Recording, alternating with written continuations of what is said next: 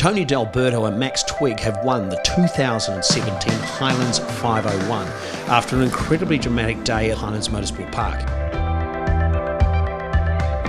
Sunday at Highlands is a unique experience, with a customary grid walk giving the fans a chance to get up close and personal with the cars and the drivers, followed by a Le Mans start which features a run of over 200 metres to start the race. To have these guys up close and personal with us in the car just before we start is really good. It's one of the sports you can't really get to do that. Oh, it's just awesome, and just looking at the GT's static, amazing piece of kit, but to be, racing door to door, it's just awesome. It's an amazing event.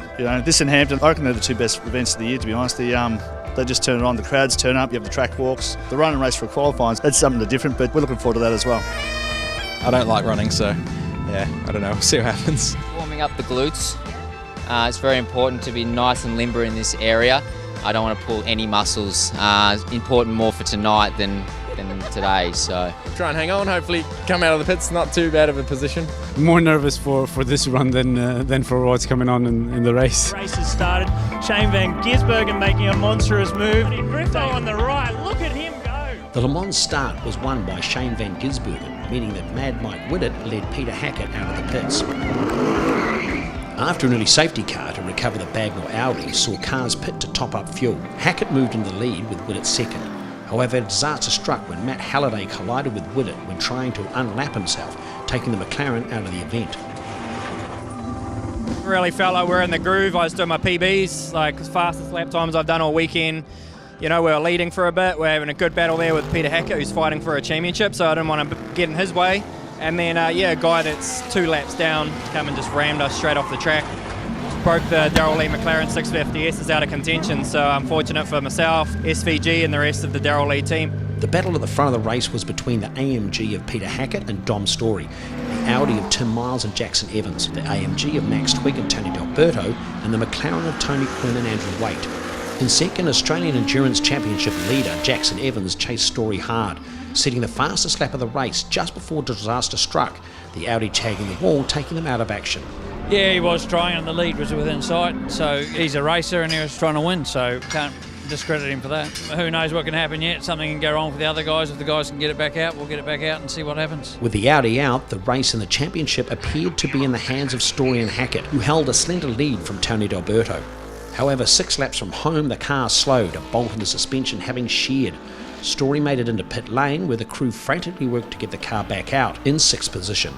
At the conclusion of 501 kilometres, Tony D'Alberto and Max Twigg crossed the line victorious, winning from Andrew Waite and an ecstatic Tony Quinn. Cameron McConville and Adrian Dietz finishing third in their Lamborghini Huracan.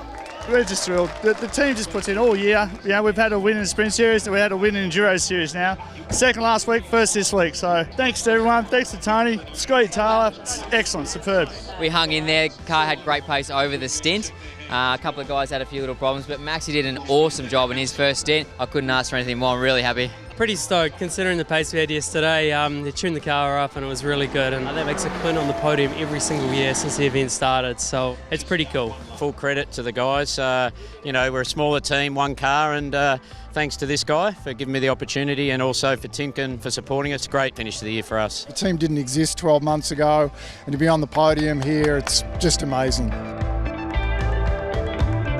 Crossing line in 6th, Dominic Storey and Peter Hackett just did enough to claim the Australian Endurance Championship, Hackett having finished runner-up in the Australian GT Championship 6 times, meaning this was a huge result for the Eccleston Motorsport Autex AMG GT3 crew. 2005 was my first one, 12 years trying to win this damn title. I think halfway through the race I might have said to someone, oh look, the race is looking good but the championship's gone. And then 15 minutes later, we didn't win the race, and I think we won a championship. So there were 6 laps to go. Just counting them off. Had a comfortable gap over Tony D'Alberto, and I just came out of the hairpin over there, and for some reason, the steering just dropped. We got the championship, so absolutely stoked for this guy because I think it's his first championship. Yeah. Yep, and my first championship too. So we've been a great pairing all year, and thank you to everyone that's made this possible.